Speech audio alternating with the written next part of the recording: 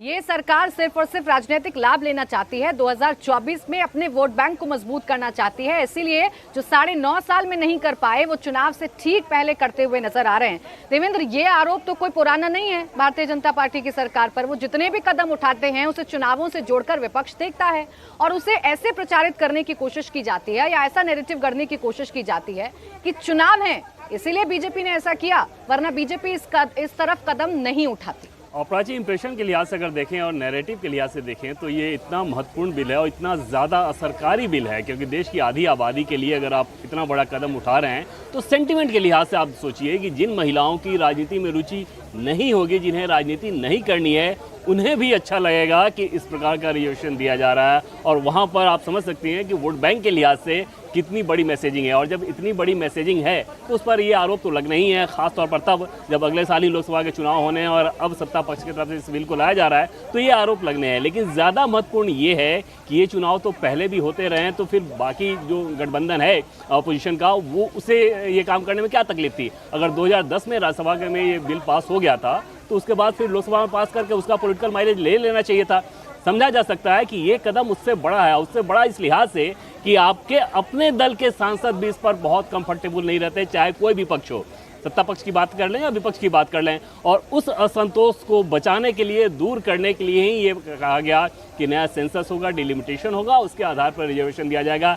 लेकिन इस बिल को पास कराना है और इसे कानून बनाना है, तो उस रूप में आप कह सकती हैं कि भले ही अगले साल लोकसभा चुनाव से पहले ये कदम उठाया गया है, लेकिन जिन महिलाओं को सालों साल से इंतजार था उनके लिए तो एक बड़ी मैसेजिंग है ही।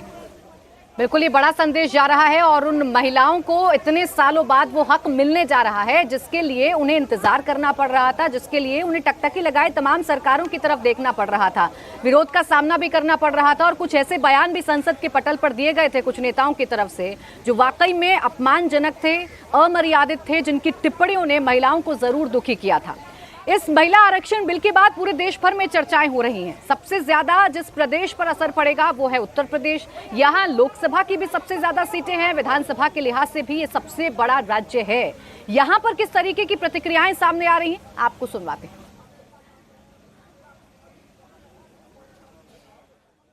कोई भी राजनीतिक दल ऐसा नहीं है जो ना चाहता हो कि महिलाएं भी आएं, संसद में उनकी भी भागीदारी हो, राज्यों की विधानसभा में उनकी भी भागीदारी हो। तो ऐसे भाव के साथ अगर सब मिलकर आगे बढ़ेंगे तो मुझे लगता है कि सर्वसम्मति से बिल पारित भी होगा। महिलाओं को आरक्षण की आवश्यकता भी है, वो किसी भी जाति की हो, वो किसी भी वर्ग की हो, वो किसी भी जो है समाज से बिलोंग करती हो, वो किसी भी धर्म विशेष की हो, मगर अगर वो महिला है तो उसको आरक्षण मिलेगा। बहुत अच्छी बात इस बिल की ये है जो आ रही है कि भाई लोकसभा में, विधानसभा में, विधान परिषद में, राज्यसभा में, इन सभी जगह में और पॉलिटिकल पार्टीज में भी ये आरक्षण लागू होगा। तो देखिए, भारतीय जनता पार्टी के दोनों नेता हैं, केंद्रीय मंत्री हैं अनुप्रिया पटेल, ये कह रही हैं कि ये बिल आना चाहिए और ये बिल अगर सरकार लेकर आ रही है तो ये महिलाओं के लिए एक बड़ा तोहफा है। तो वहीं अपर्णा यादव, जो कि मुलायम सिंह यादव की बहू हैं, जिनकी पार्टी इस बात का विरोध करती रही है कि ये बिल नहीं आना चाहिए, कोटा विद इन कोटा की बात करके इसे उलझाया जाता है। हालांकि वो अब भारतीय जनता पार्टी में हैं, वो भी इस बिल का स्वागत कर रही हैं। लेकिन हर्षवर्धन जी, मैं यूपी के लिहाज से अगर इस बिल को समझूं तो यूपी में सबसे ज्यादा इसका असर पड़ेगा। अखिलेश यादव की जो राजनीति है वो पीडीए के इर्द गिर्द घूमती है और उनका ये जो पीडीए फॉर्मूला है वो घोसी में हिट भी हो गया है, इसलिए वो उत्साहित भी हैं, कॉन्फिडेंस में हैं। डिंपल यादव कल कह भी रही थी कि हम स्वागत तो कर रहे हैं लेकिन हमें ओबीसी का आरक्षण इसमें चाहिए। तो इस बार क्या समाजवादी पार्टी अपने पुराने वाले स्टैंड पर कायम रहेगी?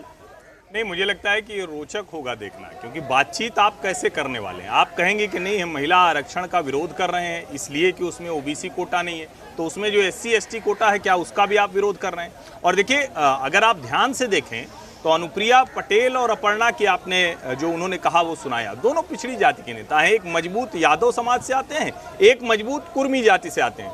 अगर आप पूरे उत्तर प्रदेश की जो कहें कि जनप्रतिनिधियों के लिहाज से देखें तो संसद में और विधानसभा में उत्तर प्रदेश की जो हिस्सेदारी है उसमें सबसे ज्यादा बड़ा हिस्सा ओबीसी का है। अब उस हिस्से में से क्या महिलाओं का हिस्सा उतना बनेगा क्या? जैसे उदाहरण के लिए अगर आप 37% के आसपास ओबीसी आपके जनप्रतिनिधि आ रहे हैं जो भारतीय जनता पार्टी से चुनकर आए हैं, तो क्या उसमें वो हिस्सेदारी महिलाओं की हो जाएगी? और अगर आप ध्यान से देखें तो इसका कोई फर्क नहीं पड़ा क्योंकि जब पार्टी कहती है कि हमको विनिंग कॉम्बिनेशन चाहिए, विनिंग कैंडिडेट चाहिए, तो उस लोकसभा में या उस विधानसभा में जिस जाति के जितने लोग हैं, जिसको कांशीराम जी कहा करते थे कि जिसकी जितनी संख्या भारी उसकी उतनी हिस्सेदारी, तो वो स्वतः अपने आप होता दिख रहा है। लेकिन हमने महिलाओं को नहीं दिया, हमने राजनीतिक दलों को वो ईमानदारी नहीं दिखाते हुए देखा कि वो खुद ही कहती कि नहीं हम महिलाओं को देते हैं। यहां तक कि जिस कांग्रेस पार्टी में सोनिया गांधी 20 वर्ष तक लगातार अध्यक्ष रही, उन्होंने भी ये काम नहीं किया।